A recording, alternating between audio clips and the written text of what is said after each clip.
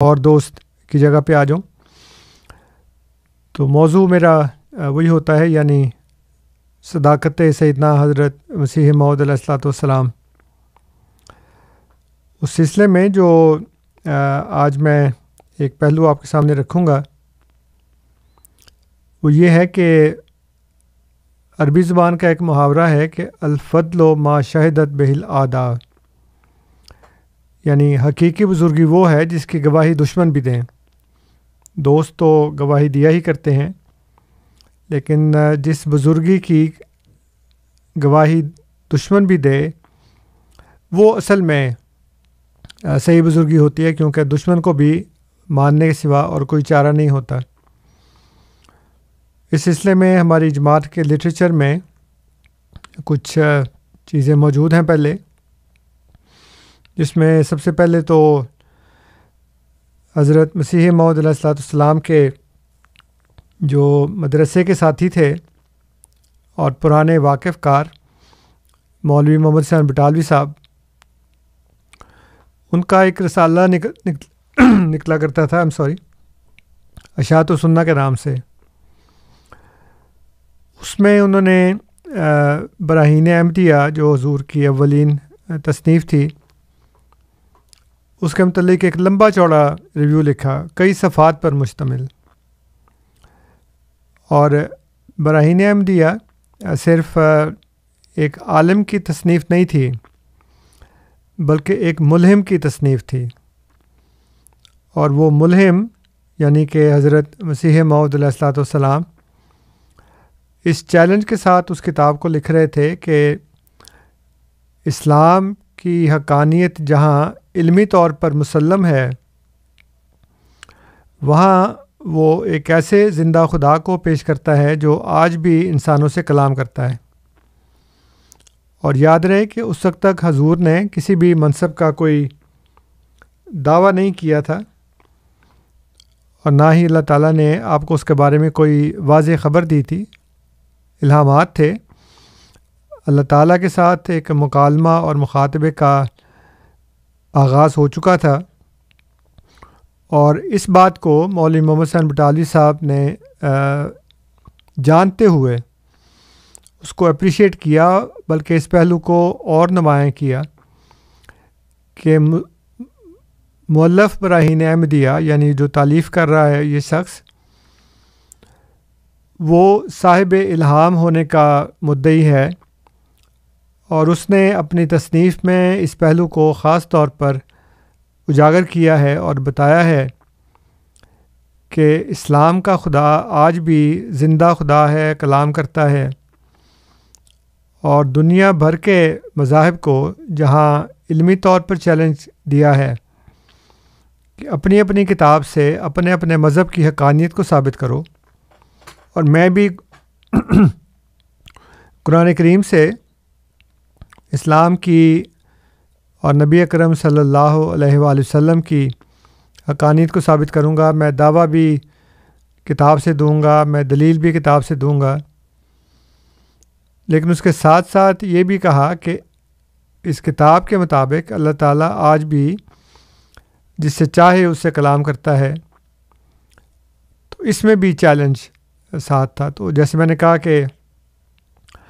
یہ کافی صفحات پر مشتمل ایک ریویو تھا، اور اس میں جو ایک مزے کی بات میں نے پڑھی ہے اس میں، کیونکہ یہ اشاعت و سنہ کے جو فائلز تھیں وہ میں نے حاصل کی، کیونکہ جیسے آپ جانتے ہیں کہ میں کوئی بات اس وقت تک پیش نہیں کرتا جب تک وہ اصل بات، اصل ریفرنس، اصل حوالہ میرے پاس موجود نہ ہو. کسی نے لکھا، چاہے وہ ہماری جماعت کے کسی عالم نے لکھا ہو، اور ظاہر ہے کہ وہ جھوٹ تو نہیں لکھیں گے، لیکن پھر بھی دشمن کو یہ بتانے کے لیے کہ ہم جو بات کر رہے ہیں وہ اصل منبع سے نقل کر رہے ہیں، اصل سرچشمے سے نقل کر رہے ہیں، اصل حوالہ آپ کو بتا رہے ہیں، سنی سنائی بات نہیں کر رہے کہ کسی نے کہا اور میں نے پھر آگے اس کو بیان کر دیا. تو میں نے اشاعت و سنہ کے بہت سے جو فائلز تھیں وہ حاصل کیں. خاص طور پر یہ والا اخبار جس میں مولوی محمد حسین بٹالوی صاحب نے کتاب براہین احمدیہ کے اوپر ایک مفصل ریویو لکھا، اور اس میں جیسے میں نے عرض کیا کہ جہاں براہین احمدیہ کی علمی حیثیت کو تسلیم کیا اور یہ کہا کہ پچھلے 1300 سال میں تو آج تک کسی نے اسلام کی حقانیت پر اور صداقت پر ایسی کتاب نہیں لکھی، آئندہ کو لکھ دے تو پتہ نہیں، لیکن آج تک تو نہیں لکھی گئی۔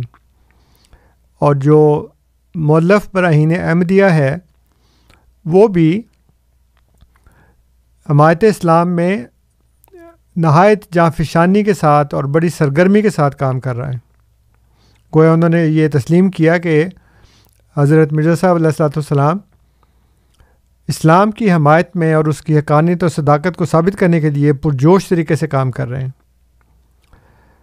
تو جیسے میں نے عرض کیا کہ اس میں انہوں نے اس کے ساتھ حضور کے جو الہامات تھے اس کو بھی بطور صداقت کے پیش کیا۔ یہ نہیں کہا کہ اللہ تعالیٰ کسی سے کلام نہیں کرتا، بلکہ حضور کے وحی کو، الہامات کو بطور صداقت اسلام پیش کیا کہ یہ وہ شجر طیبہ ہے جو آج بھی اپنے رب کے اذن سے پھل دیتا ہے، جیسے کہ اللہ تعالیٰ نے قرآن کریم میں فرمایا کہ کلمۃ طیبۃ کا شجرۃ طیبۃ اصلھا ثابت و فرعها فی السماء تؤتی اکلھا کل حین باذن ربھا، کہ کلمہ طیبہ یعنی اسلام جو ہے وہ ایک ایسا شجر طیبہ ہے جس کی جڑیں زمین میں مضبوطی کے ساتھ پیوست ہیں اور اس کی شاخیں آسمان سے باتیں کر رہی ہیں، اور وہ اپنے رب کے اذن سے ہر وقت پھل دیتا ہے۔ یہ پھل وہ بزرگان ہیں جن کے ساتھ اللہ تعالیٰ نے کلام کیا، اور پچھلی صدیوں میں بھی ایسے بزرگان، ایسے مجددین، ایسے اولیاء اللہ اسلام میں پیدا ہوتے رہے جن کے ساتھ اللہ تعالیٰ کا ایک خاص تعلق، ایک خاص سلوک تھا، اور خدا نے ان کو وحی الہام سے مشرف فرمایا۔ تو یہ اسلام کی زندگی کی دلیل ہے، نہ کہ کوئی ایسا غلط دعویٰ جس سے اسلام کو کوئی ذوف پہنچے یا کوئی نقص اس میں ہو۔ تیسری بات جو جب میں نے یہ پڑھا اصل ریویو، جو کہ پہلے مجھے کسی اور جگہ نظر نہیں آیا تھا، وہ یہ تھا کہ اس میں مولوی صاحب نے حضرت مسیح موعود علیہ الصلوۃ والسلام کے انگریزی الہامات کو بھی پیش کیا، اور اس پہ بھی جو لوگوں کے اعتراضات تھے ان کا خود جواب دیا۔ آج بھی بعض لوگ کہتے ہیں کہ اس میں انگریزی میں فلاں گرامر کی غلطی ہے، فلاں گرامر کی غلطی ہے۔ بالکل ویسی بات ہے جیسے کہ جو عرب عیسائی ہیں وہ قرآن کریم میں عربی صرف نحو کی غلطیاں نکالتے ہیں کہ صرف نحو کے مطابق تو ایسے ہونا چاہیے تھا، قرآن میں ایسے ہی لفظ ہے جو کہ صرف نحو کے خلاف ہے، جو گرامر کے رولز ہیں اس کے خلاف ہے۔ بالکل ویسے ہی بعض لوگ جو تھے، جو ظاہر ہے کہ مخالف کو تو ہر چیز غلط ہی نظر آتی ہے، تو انہوں نے اس کے اوپر اعتراضات کیے کہ جی یہ عربی سینٹنس انگلش سینٹنس جو ہے اس میں فلاں جگہ غلطی ہے، فلاں جگہ غلطی ہے۔ اس کا مولوی صاحب نے جواب دیا۔ جی پہلی دفعہ میرے علم میں یہ بات آئی جب میں نے اصل حوالہ جو تھا وہ پڑھا۔ پھر اس کے بعد حضور کی دوسری تصنیف تھی سرمہ چشم عاریہ، اور اس پہ بھی مولوی صاحب نے ایک ریویو لکھا، اور اس ریویو میں مولوی صاحب نے اتنا تفصیل سے تو نہیں، لیکن پھر بھی جو تعریفی کلمات انہوں نے براہین احمدیہ کے متعلق لکھے وہ انہوں نے اس کے متعلق بھی لکھے۔ اور اس وقت بلکہ ایک اور جو بات تھی وہ بھی میں آپ کی خدمت میں پیش کرتا ہوں۔ تو جیسے میں نے کہا کہ مولوی صاحب نے براہین احمدیہ کے متعلق لکھا ہے، تو میں آپ کو ایک دو الفاظ بتا دیتا ہوں، جملے۔ مولوی صاحب لکھتے ہیں کہ مؤلف براہین احمدیہ کے حالات و خیالات سے جس قدر ہم واقف ہیں، ہمارے معاصرین سے ایسے واقف کم نکلیں گے، یعنی جو کنٹمپریری ہیں، جو ہمارے دور کے لوگ ہیں۔ مؤلف صاحب ہمارے ہم وطن ہیں، بلکہ اوائل عمر کے جب ہم کتبی و شرح ملا پڑھتے تھے، ہمارے ہم مکتب اس زمانے سے آج تک ہم میں ان میں خط و کتابت اور ملاقات و مراسلت برابر جاری رہی ہے۔ اس لیے ہمارا یہ کہنا کہ ہم ان کے حالات و خیالات سے بہت واقف ہیں مبالغہ قرار نہ دیے جانے کے لائق ہے۔ پھر مولوی صاحب لکھتے ہیں کہ مؤلف براہین احمدیہ مخالف و موافق کے تجربے اور مشاہدے کے روح سے واللہ حسیبہ شریعت محمدیہ پر قائم و پرہیزگار اور صداقت شار ہیں، اور کہتے ہیں کہ شیطانی القاء اکثر جھوٹ نکلتے ہیں، اور الہامات مؤلف براہین سے انگریزی میں ہوں خواہ ہندی و عربی وغیرہ آج تک ایک بھی جھوٹ نہیں نکلا۔ چنانچہ ان کے مشاہدہ کرنے والوں کا بیان ہے، گو ہم کو ذاتی تجربہ نہیں ہوا،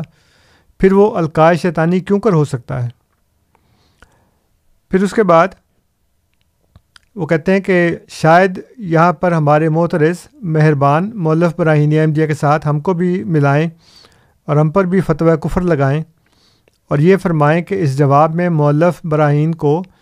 حضرت صلی اللہ علیہ وسلم سے ملایا گیا ہے، اور ان کے الہامات کو وحی نبوی کی مانند تصرف شیطانی سے معصوم ٹھہرایا گیا ہے، لیکن میں ان کے فتوے کفر سے نہیں ڈرتا کیونکہ میں خود ان پر فتویٰ کفر لگا سکتا ہوں۔ تو یہ اس میں انہوں نے اور بھی بہت سی باتیں کی ہیں۔ کہتے ہیں کہ ہاں، ان کی بات کا یہ جواب دیتا ہوں کہ مؤلف براہین احمدیہ جب کہ اس کے الہامات صادق ہوں اور ولایت مسلم، یا اور اولیاء امت محمدیہ اپنے الہامات میں نبیوں کی مثل معصوم نہیں تو محفوظ تو ہو سکتے ہیں، خصوصاً الہامات میں جو قرآن اور دین اسلام کے موافق اور مؤید ہوں۔ تو جیسے میں نے کہا یہ بڑی تفصیلی عبارت ہے۔ پھر آگے وہ لکھتے ہیں کہ مؤلف براہین احمدیہ نے مسلمانوں کی عزت رکھ دکھائی ہے اور مخالفین اسلام سے شرطیں لگا لگا کر تحدی کی ہے، اور یہ منادی اکثر روئے زمین پر کر دی ہے کہ جس شخص کو اسلام کی حقانیت میں شک ہو وہ ہمارے پاس آئے اور اس کی صداقت دلائل عقلیہ قرآنیہ و معجزات نبویہ محمدیہ سے، جس سے وہ اپنے الہامات و خوارق مراد رکھتے ہیں، بچشم خود ملاحظہ کرے۔ پس کیا اس احسان کے بدلے مسلمانوں پر یہ حق نہیں ہے کہ فی کس نہ صحیح فی گھر ایک ایک نسخہ کتاب اس کی ادنا قیمت دے کر خرید کریں؟ پھر اس کے بعد مولوی صاحب لکھتے ہیں سرمہ چشم عاریہ کے بارے میں بھی کہ یہ بھی ایک ایسی کتاب ہے جس کو مسلمانوں کو سب کو خریدنا چاہیے۔ لکھتے ہیں ہم نے سنا ہے کہ اس وقت تک سراج منیر کا تباہ ہونا عدم موجودگی زر کے سبب مورز التوا میں ہے، اور اس کے مصارف تباہ کے لیے آمد قیمت سرمہ چشم عاریہ کا انتظار ہے۔ یعنی حضور نے سرمہ چشم عاریہ لکھی تو اس کی ابھی آمد نہیں شروع ہوئی، یعنی لوگوں نے کتابیں نہیں خریدی جتنی خریدنی چاہیے تھیں، تو حضور کو یہ تھا کہ اس سے پیسے آئیں گے تو پھر میں اگلی کتاب جو سراج منیر ہے اس کو میں شائع کروں۔ تو اس پر مولوی صاحب کہہ رہے ہیں کہ سراج منیر کے بارے میں نے سنا ہے کہ اس کی جو پرنٹنگ ہے وہ اس لیے بھی پینڈنگ پڑ گئی ہے کہ جو سرمہ چشم عاریہ کی قیمت نہیں آئی ابھی، جن لوگوں نے خریدی تھی انہوں نے پیسے ادا نہیں کیے۔ کہتے ہیں کہ یہ بات صحیح ہے، یعنی یہ کہ لوگوں نے ابھی تک پیسے نہیں ادا کیے۔ اگر یہ بات صحیح ہے تو مسلمانوں کی حالت پر کمال افسوس ہے کہ ایک شخص اسلام کی حمایت میں تمام جہان کے اہل مذاہب سے مقابلے کے لیے وقف اور فدا ہو رہا ہے، پھر اہل اسلام کا اس کام کی مالی معاونت میں یہ حال ہے۔ شاید ان خام خیالوں کو یہ خیال ہوگا کہ مرزا صاحب اپنے 10,000 روپے کی جائیداد جس کو انہوں نے مخالفین اسلام کو مقابلہ پر انعام دینے کے لیے رکھا ہوا ہے فروخت کر کے صرف کر لیں تو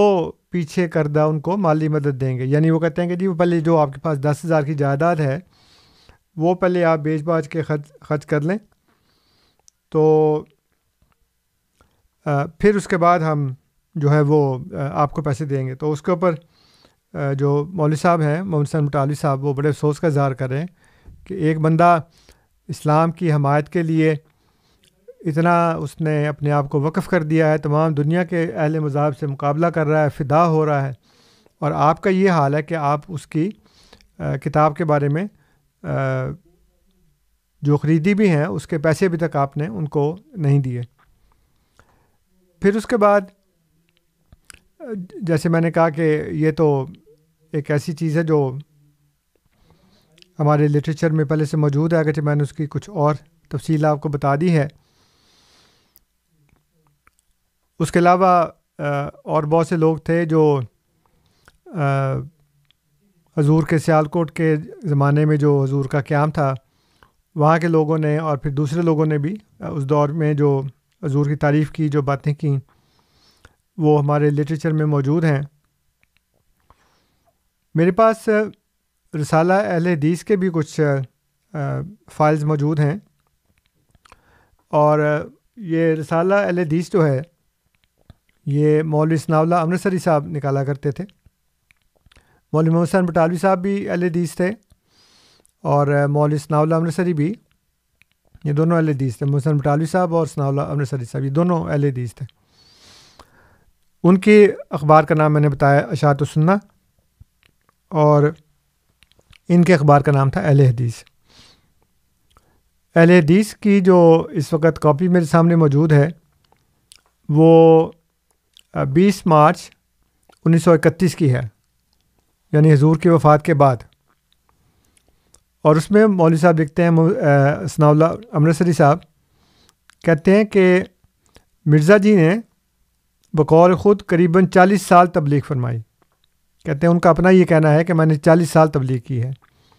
اور پھر آگے کے لکھتے ہیں کیا تقریر سے کیا تحریر سے کیا مناظرات سے، یعنی تقریری تبلیغ بھی کی، تحریری تبلیغ بھی کی، مناظرات بھی کیے۔ تحریر سے تو اتنی کہ کوئی ملک شاید ہی خالی رہا ہوگا جہاں ان کی تحریر نہ پہنچی ہو۔ یعنی اب یہ مولوی ثناء اللہ امرتسری صاحب اس بات کا اعتراف کر رہے ہیں کہ حضرت مسیح موعود علیہ الصلوۃ والسلام نے اتنی تبلیغ کی 40 سال میں کہ کوئی ملک شاید ہی خالی رہا ہوگا جہاں ان کی تحریر نہ پہنچی ہو۔ یعنی یہ ہندوستان کی بات ہو رہی، ملک سے مراد دوسرے ممالک نہیں ہے، بلکہ اس سے مراد اگرچہ اس وقت حضور کے دور میں کچھ عرب ملکوں میں اور امریکہ میں اور انگلینڈ میں، بلکہ آسٹریلیا اور نیوزی لینڈ میں بھی اکا دکا لوگوں تک حضور کی تبلیغ پہنچ گئی تھی، لیکن ہندوستان میں وہ کہتے ہیں کہ کوئی ملک ایسا نہیں تھا، کوئی علاقہ ایسا نہیں تھا جہاں پہ حضور کی جو تحریر ہے وہ نہ پہنچی ہو۔ یہ بھی ایک تصدیقی بات ہے، وہ تصدیق کر رہے ہیں کہ حضور کی جو تبلیغ ہے وہ پہنچ گئی، جیسے کہ اللہ تعالیٰ نے شروع میں ہی فرما دیا تھا حضور کو کہ میں تیری تبلیغ کو زمین کے کناروں تک پہنچاؤں گا۔ تو اس وقت اس کے یہ آثار پیدا ہو گئے کہ اس وقت تک ہندوستان کے ہر کونے میں، اور اس کے علاوہ جیسے میں نے کہا امریکہ میں، انگلینڈ میں، آسٹریلیا میں، نیوزی لینڈ میں، عرب ممالک میں حضور کا نام، حضور کی جو تبلیغ ہے وہ پہنچ چکی تھی۔ پھر 1932 میں 1 جنوری 1932 رسالہ اہل حدیث ہے، اور اس میں مولوی صاحب کہتے ہیں گاندھی جی اور حضرت مسیح موعود علیہ الصلوۃ والسلام کے متعلق ایک ہی عنوان دے کر گاندھی جی اور مرزا صاحب قادیانی لکھتے ہیں کہ آج دوسری مرتبہ ہم نے ہندوستان کے ان 2 لیڈروں کو عنوان میں جمع کیا ہے۔ قطع نظر مذہبی اختلاف کے ہم ان دونوں کو ہندوستان کے بڑے آدمی جانتے ہیں۔ یعنی اتنا انہوں نے اقرار کر لیا کہ مرزا صاحب علیہ الصلوۃ والسلام ہندوستان کے بڑے آدمی ہیں۔ اس عنوان کے ماتحت بھی مذہبی نقطہ نگاہ سے گفتگو نہیں، بلکہ محض ان کی کامیابی و عدم کامیابی سے ہے۔ مرزا صاحب نے جو اپنے مقاصد بیان کیے تھے وہ اتنے عالی شان تھے کہ اگر ان میں وہ کامیاب ہو جاتے تو آج نہ ہندوستان میں کوئی اختلاف ہوتا، نہ حکومت غیر، نہ صدگرہ، نہ گول میز کانفرنس ہوتی، نہ اس کی ضرورت پڑتی، کیونکہ وہ اپنی حرکت کا منتہا دنیا کی اقوام میں وحدت فرماتے تھے۔ وحدت بھی وہ جو مذہب اسلام پر سب کے اجتماع سے حاصل ہو۔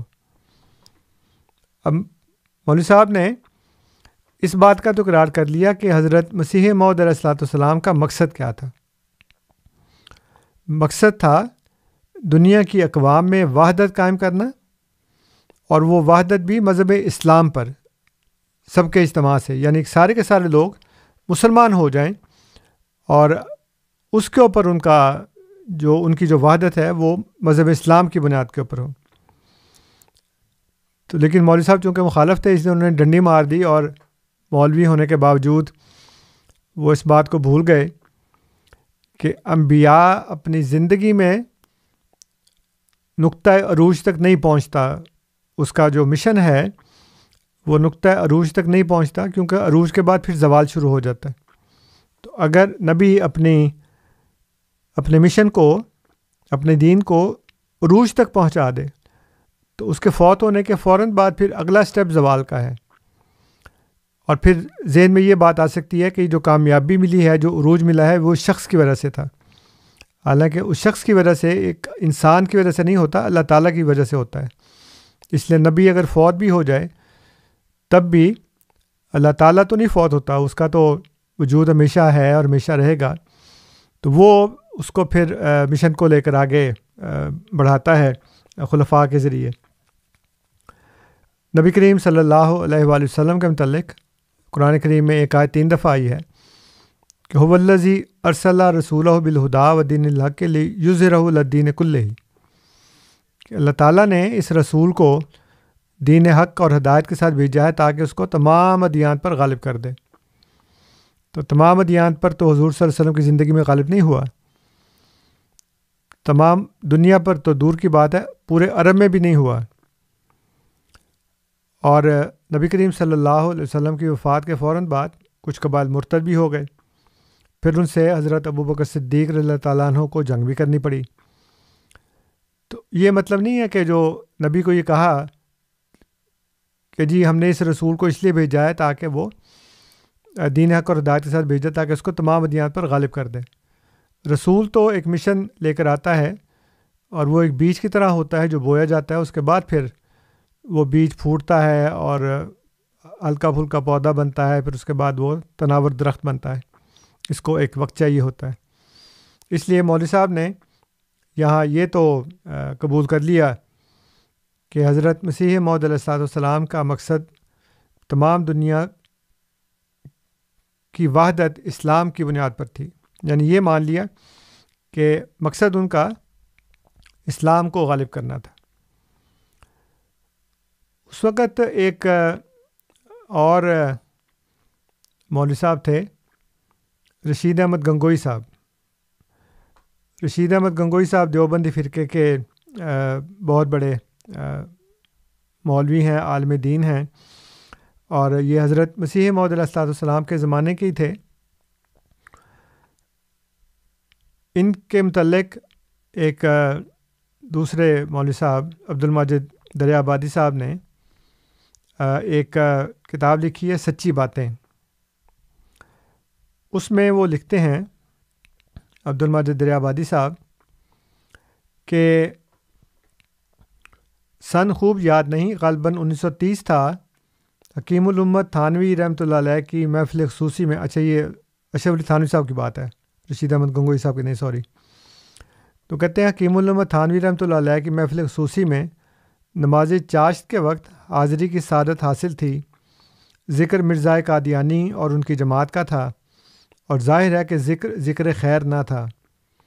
حاضرین میں سے ایک صاحب بڑے جوش سے بولے، حضرت ان لوگوں کا دین بھی کوئی دین ہے، نہ خدا کو مانے نہ رسول کو۔ حضرت نے لہجہ بدل کر ارشاد فرمایا کہ یہ زیادتی ہے، توحید میں ہمارا ان کا کوئی اختلاف نہیں، اختلاف رسالت میں ہے، اور اس کے بھی صرف ایک باب میں، یعنی عقیدہ ختم رسالت میں۔ بات کو بات کی جگہ پر رکھنا چاہیے۔ جو شخص ایک جرم کا مجرم ہے، یہ تو ضرور نہیں کہ دوسرے جرائم کا بھی ہو۔ اب یہ دیکھیں، یہ تھانوی صاحب جو ہیں یہ حضرت مسیح السلام کے بعد کے ہیں۔ میں جو گنگوئی صاحب کی بات کر رہا تھا تو اس سے وہ میرے ذہن میں یہ وہ تھا واقعہ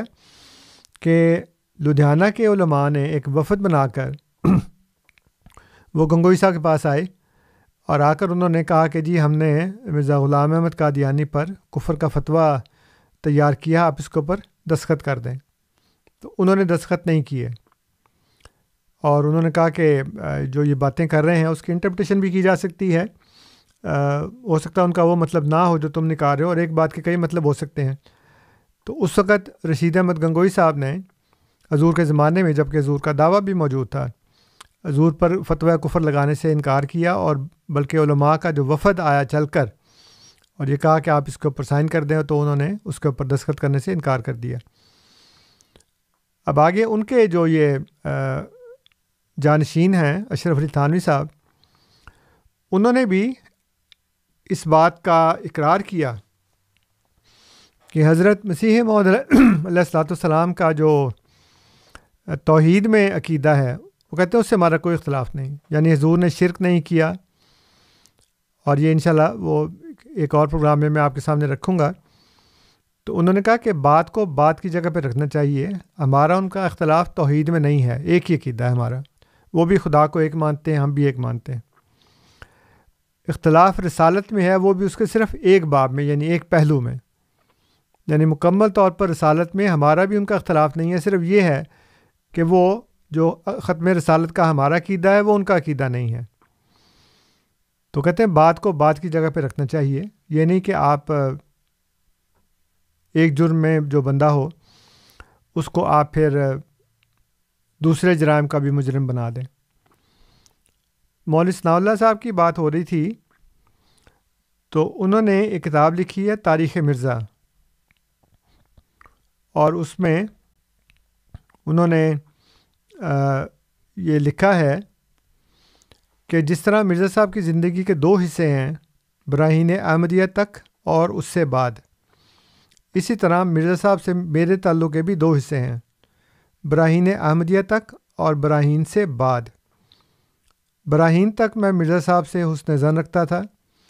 چنانچہ ایک دفعہ جب میری عمر کوئی 17-18 سال کی تھی، میں بشوق زیارت بٹالہ سے پا پیادہ تنہا قادیان گیا۔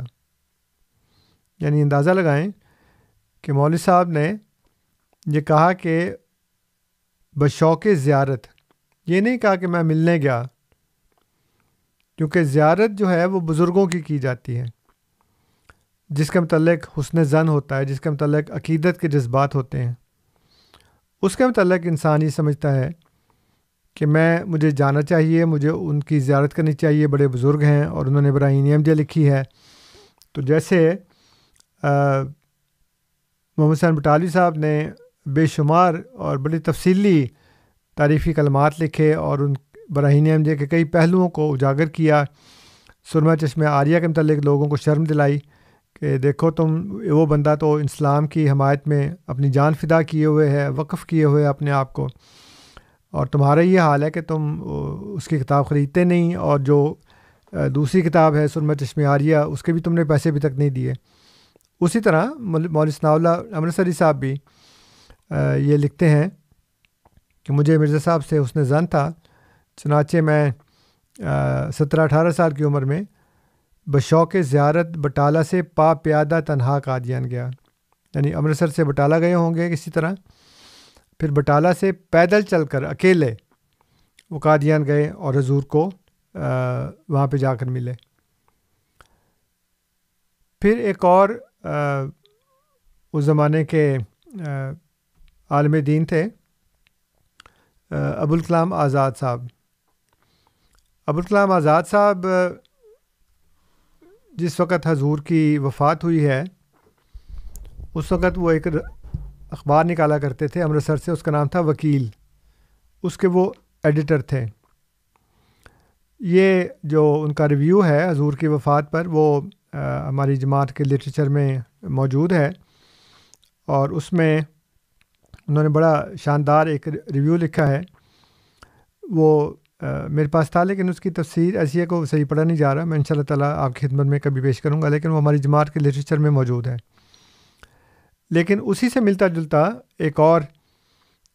جو حوالہ ہے وہ ہے عبد المجید سالک صاحب کا۔ عبد المجید سالک بھی ایک بڑے مشہور صحافی تھے، جرنلسٹ تھے۔ انہوں نے ایک کتاب لکھی ہے یاران کہن، اس میں انہوں نے لکھا کہ مولانا ابوالکلام آزاد مرزا صاحب کے دعویٰ مسیحیت موعود سے تو کوئی سروکار نہ رکھتے تھے، لیکن ان کی غیرت اسلامی اور حمیت دینی کے قدردان ضرور تھے۔ یہی وجہ ہے کہ جن دنوں مولانا امرتسر کے اخبار وکیل کی عدالت پر مامور تھے اور مرزا صاحب کا انتقال انہی دنوں ہوا، تو مولانا نے مرزا صاحب کی خدمات اسلامی پر ایک شاندار شجرہ لکھا،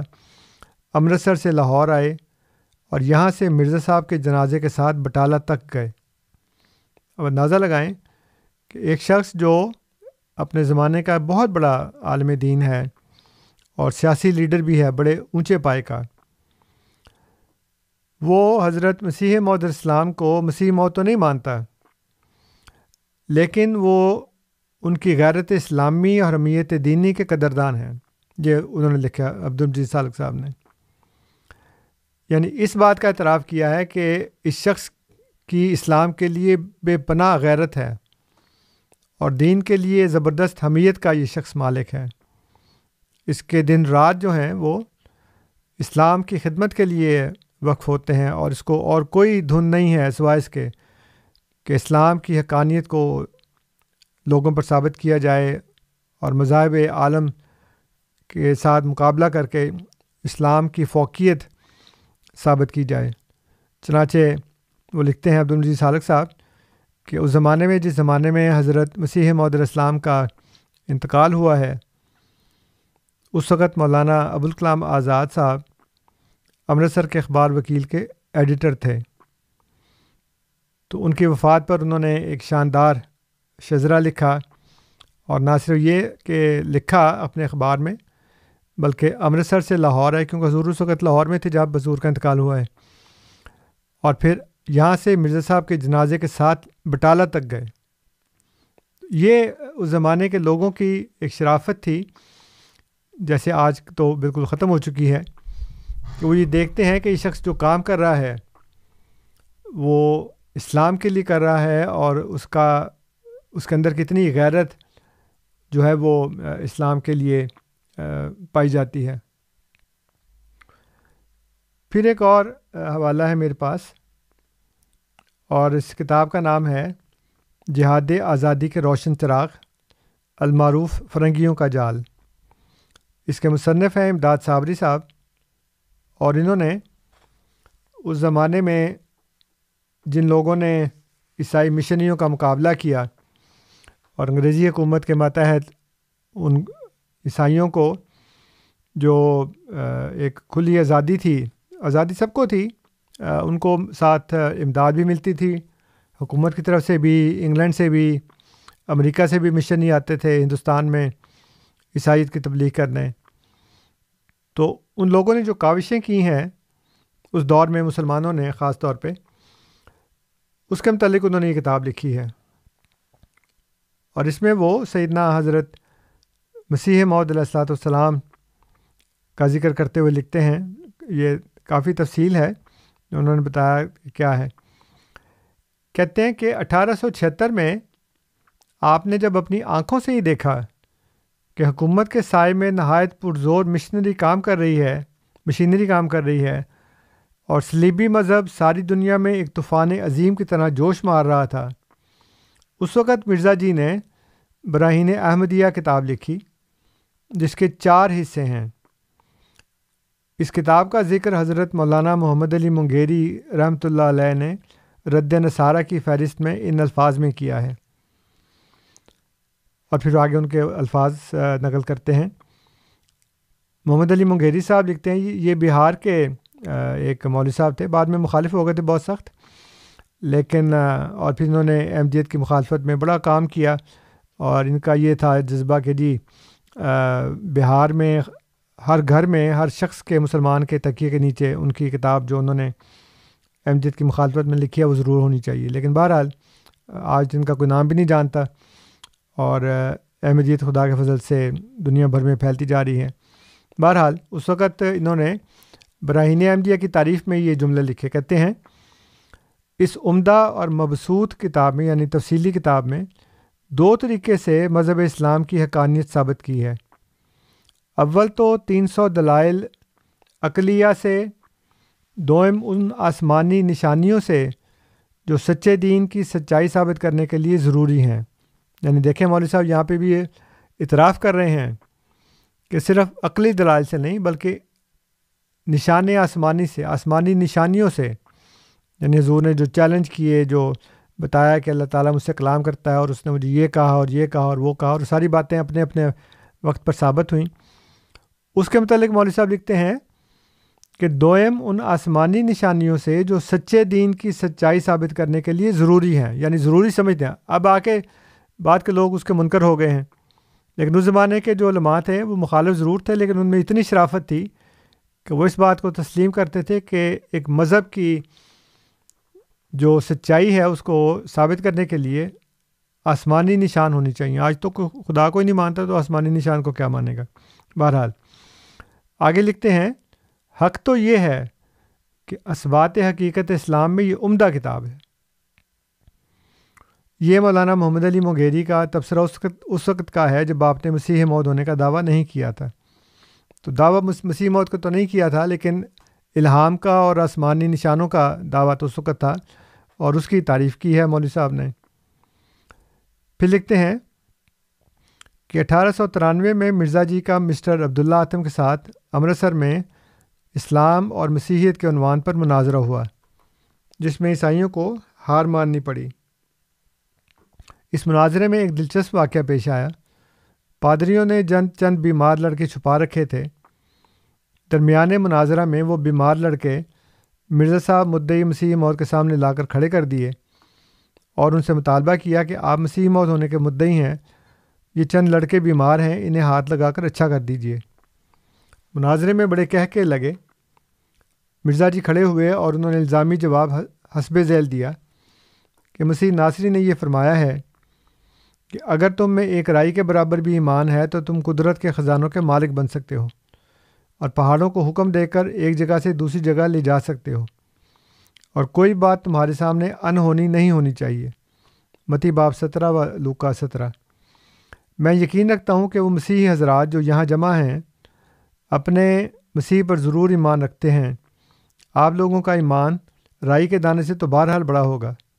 میں آپ کا ممنون ہوں گا کہ آپ ہی ذرا اپنا ہاتھ لگا کر زندہ کر دیجئے۔ پادری اس پر خاموش ہو گئے۔ تو یہ انہوں نے جو امداد صابری صاحب ہیں انہوں نے اپنی کتاب فرنگیوں کا جال، جو ہے آزادی کے روشن چراغ فرنگیوں کا جال، اس میں انہوں نے حضور کی تعریف کی ہے۔ پھر اس کے بعد ایک اور حوالہ ہے میرے پاس، اور وہ سید ابوالحسن علی ندوی صاحب کی کتاب ہے۔ اس کا نام ہے قادیانیت، مطالعہ و جائزہ۔ اور جیسا کہ اس کے نام سے ظاہر ہے کہ یہ کتاب سراسر ہمارے خلاف لکھی گئی ہے، اور اس کا جواب بھی دیا جا چکا ہے مائی جماعت کی طرف سے۔ لیکن براہین احمدیہ کے متعلق ایک سچی بات جو ہے وہ ان کے قلم سے نکل گئی ہے۔ وہ کہتے ہیں سید ابوالحسن علی ندوی صاحب، جو شخص براہین احمدیہ کا مطالعہ کرے گا وہ مصنف کی بسیار نویسی، دراز نفسی اور صبر و جفاکشی سے ضرور متاثر ہوگا۔ یہ تمام صفات ایسی ہیں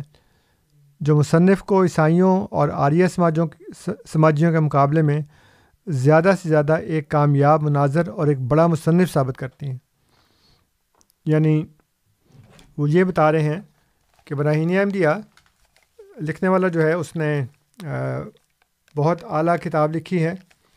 اور ایک بڑا کامیاب مناظر اور بڑا مصنف تھا۔